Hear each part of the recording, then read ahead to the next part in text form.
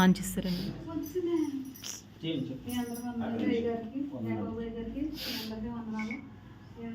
కొంచెం దడగా ఉంది, ఏదైనా తప్పుగా మాట్లాడితే క్షమించండి. అమ్మ బైబిల్ పట్టుకోమ్మ చేద్దాం. నేనైతే మరి ముందు వచ్చినప్పుడు పిల్లలు డెలివరీ అతనికి వచ్చినప్పుడు మీ అందరికీ తెలిసిన నేను ఎన్ని బాధలు పడ్డాను, ఇక్కడ చాలా ఇబ్బందులు పడ్డాను. నేను ఏంటంటే వెళ్తాకి ప్రయాణం ముందేళ్ళ ఇంటికి కొంచెం సాలరీ తక్కువని నేను వెళ్ళలేకపోయాను. తెచ్చుకున్న టికెట్ మేడం పంపేసి నేను ఏదో చోట తెలిసిన వాళ్ళు నమ్మి దగ్గర వాళ్ళతో వెళ్ళాను. నేను వెళ్తే నాకు ఎక్కడికి వెళ్ళామో తెలీదు. నా బాధలను బట్టి తండ్రి నువ్వే ఉన్నామని దేవుని తెలుసుకుని నేను ముందుకు అడిగి వేసుకుని నేను ఇంటికి ఎయిర్పోర్ట్కి వెళ్ళాను. వెళ్ళేటప్పుడు దాకా కూడా నాకు వీజా పెట్టకపోయేటప్పటికి ఎయిర్పోర్ట్ లోపలికి వెళ్ళి ఎంటర్ అవుతున్నాను. అప్పుడు వచ్చింది వీజా. నేను డైలీ అడుగుతున్నాను, వీజా అయితే నాకు చేతికి ఇవ్వలేదు. ఏదో మోసమని నా మనసు పీలుతుంది, కానీ నేను తేలలేదు. నాకు కొంచెం ధైర్యం ఇవి తండ్రి అని దేవుడిని అడిగి నేను చాలా ఇబ్బందిగా వెళ్ళాను. నేను వెళ్ళేటప్పుడు చాలా బాధ నాలో ఉంది, కానీ దేవుడు తప్ప నా భర్తకు కానీ నా బిడ్డలకు కానీ నేను ఎవరికి చెప్పుకోకుండా నేను ముందుగా అడిగేసుకుని వెళ్ళేటప్పటికి అక్కడికి వెళ్ళేటప్పుడు వీజా వచ్చింది. అది ఫ్రాడ్ వీజా.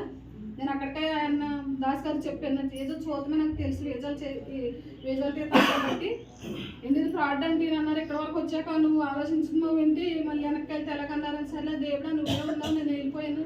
వెళ్ళిన తర్వాత అయితే నాకు చాలా ఇబ్బందులు ఎదురయ్యి వెళ్ళేది చాలా కష్టము. ఎంత గౌరవం అంటే సౌదీకి వెళ్ళాను నేను. నాకే తెలియదు సౌదీకి వెళ్తున్నానని. అసలు చాలా మోసం చేసి తీసుకెళ్ళాను నన్ను. వెళ్ళిన తర్వాత సర్లే ఇక్కడ వరకు వచ్చాను, దేవుడు నన్ను వదలడానికి నాకు నమ్మకం ఆసక్తి నాకు చాలా ఉంది. సౌదీ వాళ్ళు ఎలాంటి వాళ్ళు మీ అందరికీ తెలిసి ఇక్కడ ఉన్న చాలామంది అరబీ కంట్రీలోకి వెళ్ళి వచ్చిన వాళ్ళే. ఘోరమైన మనుషుల్లోకి వెళ్ళాను, భయంకరమైన మనుషులు. కేకేసేటప్పటికి గుండె దాడి వచ్చేసి కాళ్ళు చేతులు ఆడి కాదు. అయినా నేను ఎవరికి చెప్పలేదు, నా భర్తకు కానీ నా బిడ్డలకు కానీ ఎవరికి కానీ దేవుడికే చెప్పుకున్నాను. సంవత్సరం నరకం చూసేసాను.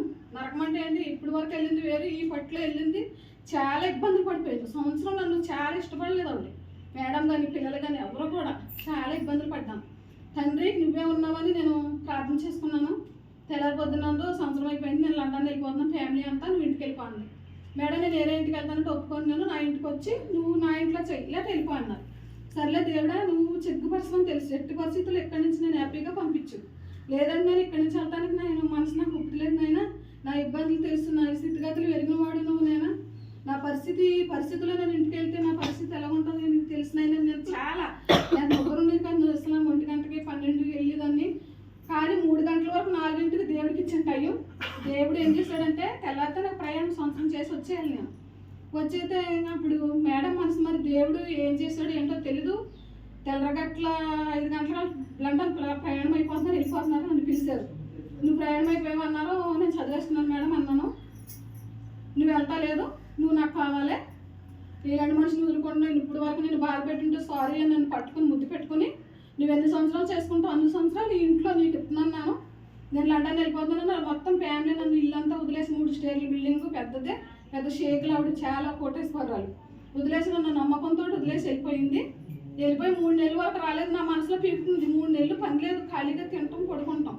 జీతం మీద సాలరీ నేను ఏం చేద్దాను నేను చాలా పీకుతుంది నా మనసు. ఎందుకంటే ఆవిడ మంచిది కాదు, చాలా కోపిష్టి.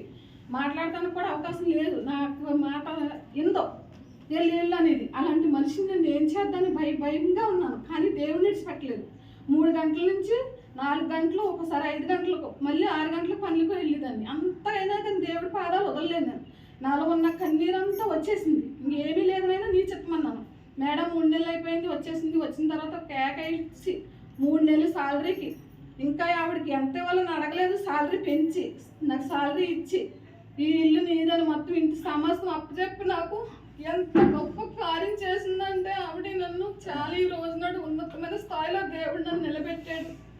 నన్ను ఈ పట్ల చాలా హ్యాపీగా వచ్చాను. నేను ఇల్లు కట్టుదాం అనుకోలేదు, అప్పులు తీర్పాలి అనుకోలేదు. అప్పులన్నీ తీర్చుకుని నాకు కావాల్సిన దేవుడు నాకు ఇచ్చి ఈ గృహం కట్టుకోవడానికి ఎంతో నాకు దేవుడు గొప్ప కార్యం చేశాడు. నేను చాలా హ్యాపీగా ఉన్నాను. ఈ ప్రార్థన వల్ల, సంఘ ప్రార్థన వల్ల నా ప్రార్థన దేవుడు ఆలకించి నా తోడున్నందుకు మీ అందరికీ వందనాలు. ఈ శుభసాక్ష్యం ప్రార్థన చేయండి.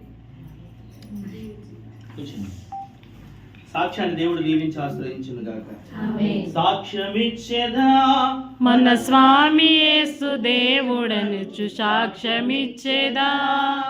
సాక్ష్యమనగా కనిన వినిన సంగతులను తెలుపుటయే. సాక్ష్యమనగా కనిన వినిన సంగతులను తెలుపుటయే. సాక్ష్యమిచ్చు కొరకు స్వామి రక్షించుననుచు సాక్ష్యమిచ్చేదా మన స్వామి యేసు దేవుడనచు సాక్ష్యమిచ్చేదా. దేవునికి స్తోత్రం. హల్లెలూయా. దేవునికి స్తోత్రం. హల్లెలూయా. మంచిది, చక్కటి సాక్ష్యం.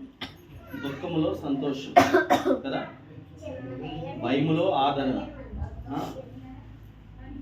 వెళ్ళిపోవలసిన స్థితిలో నిలకడ. ఆ? ఈ స్థితులన్నీ గుర్తు చేసుకుని కన్నీటితో ఆనంద బాష్పాలతో ఆ ఆనందాన్ని వ్యక్తపరిచిన సుజాత గారిని దేవుడు మరింత ఆరోగ్యం ఇచ్చి ఆశీర్వదించును గాక. ఆమేన్. ఒక మాట చెప్పారు ఆవిడ.